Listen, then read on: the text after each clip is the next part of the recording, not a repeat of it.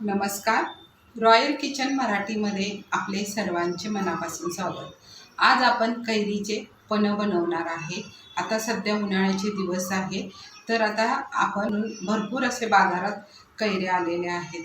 तर आता उन्हाळ्यात आपण कैऱ्याचे पन्ह हे बनवलेच पाहिजे.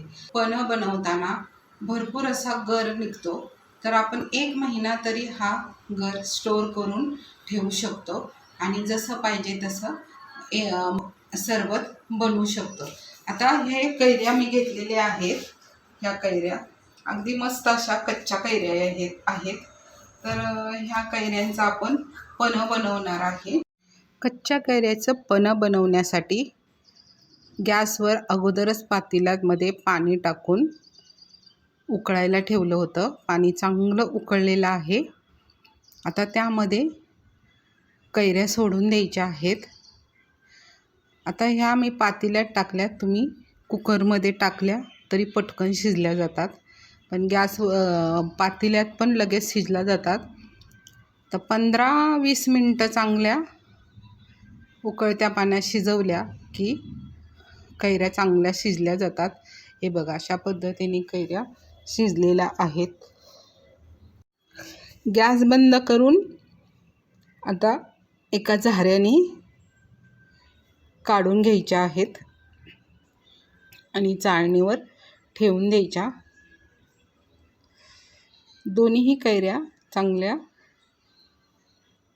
मधोमध पण अशा शिजलेल्या आहेत, चिरलेल्या आहेत, छानपैकी अशा शिजलेल्या आहेत. आता थंड करायला चाळणीवर ठेवलेल्या आहेत. आता थोड्याशा अशा थंड झाल्या की चाकूने त्याची पूर्ण साले काढून घ्यायची आहेत.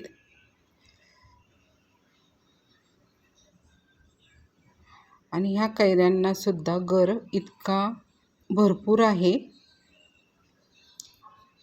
सहज अशी साले निघली जातात. आता उन्हाळ्यामध्ये पन्ह सर्व ठिकाणी असतं, तर आपण पण घरामध्ये करायला काही हरकत नाही. कारण पन्ह बनवताना जास्त काही मेहनत लागत नाही. कैऱ्या छानपैकी शिजल्या की हे गर आपण भरपूर असा गर निघतो. आता हा गर आपण महिनाभर स्टोअर करून फ्रीजमध्ये ठेवू शकतो आणि जेव्हा लागतो ना तेव्हा आपण 1-2 चमचे असे काढून दुपारच्या वेळेला हे पन्हचा सरबत आपण पिऊ शकतो. आता हे बघा, साल सगळी काढून घेतलेली आहे आणि आंब्याला कैऱ्यांना पण भरपूर असं गर आहे. आता हे एवढा गर निघालेला आहे, थोडा स्मॅच करून घेतलेला आहे मी. आता हे गर मी चमच्यानेच काढून घेतला होता आणि आता मिक्सरचं छोटं भांडं घेतलं आहे, त्यामध्ये हा गर टाकला आहे. आता जेवढा गर निघाला तेवढाच मी गूळ टाकलेला आहे आणि ह्याचं बारीक अशी पेस्ट करायची, म्हणजे एकत्र असं मिक्स झालं पाहिजे. हे बघा, अशी कन्सिस्टन्सी पाहिजे, म्हणजे गूळ आणि आपला गर छानपैकी मिक्स झाला पाहिजे. आता आपण काढून ठेवत आहे, किंवा एखाद्या जारमध्ये काढून ठेवला तरीही चालतो. आता मिक्सरमधलं भांड्यातलं आपण काढून ठेवलेलं आहे. आता आपण 2 ग्लास घ्यायचे आहेत. आता मी 2 ग्लास घेतलेले आहेत. आता त्यामध्ये 1 ते 1.5 चमचा पल्प घ्यायचा आहे. आपण जो मिश्रण बनवलेला आहे कच्च्या आंब्याचा गर आणि गुळाचा, त्याचे 1 ते 1.5 चमचे पल्प ग्लासमध्ये टाकून घ्यायचं आहे. आता त्याच्यामध्ये तुम्ही साधं पाणी टाका किंवा थंड पाणी टाका. तर मी हे साधं पाणी टाकून घेतलेलं आहे.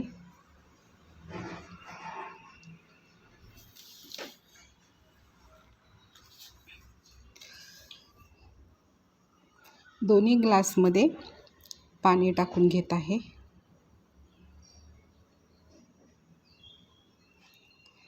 त्यानंतर चमच्याने चांगलं मिक्स करून घ्यायचं आहे. चांगलं हलवून घ्यायचं आहे. ते पूर्ण पल्प सुटला पाहिजे, म्हणजे असं पाण्यामध्ये मिक्स झाले पाहिजे.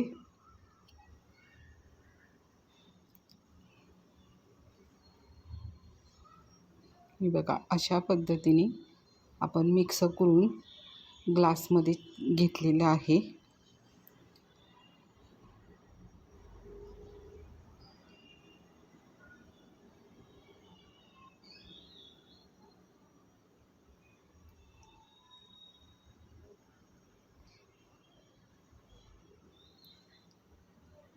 आधी थोडीशी असं आता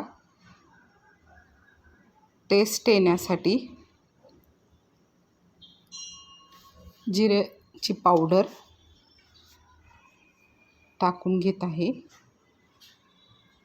आणि त्यानंतर थोडंसं मिरी पावडर टाकून घेत आहे आणि शेवट आईस क्यूब टाकायचा. आपण तो आपल्या फ्रीजमध्ये जमा होतो ना, तो आईस क्यूब आपण टाकून घ्यायचा आहे. म्हणजे थंडगार आपलं पन्हं तयार झालेलं आहे. चमच्याने थोडंसं मिक्स केलं तर दिवसातून एकदा हे पन्हं घेतलं पाहिजे. शरीरासाठी खूप चांगलं असतं उन्हाळ्यामध्ये. तर हा व्हिडिओ आवडला असेल तर लाईक करा, सबस्क्राईब करा, म्हणजे छान छान रेसिपीचे नोटिफिकेशन तुमच्यापर्यंत येईल. भेटूया अशाच नवीन रेसिपीमध्ये. धन्यवाद.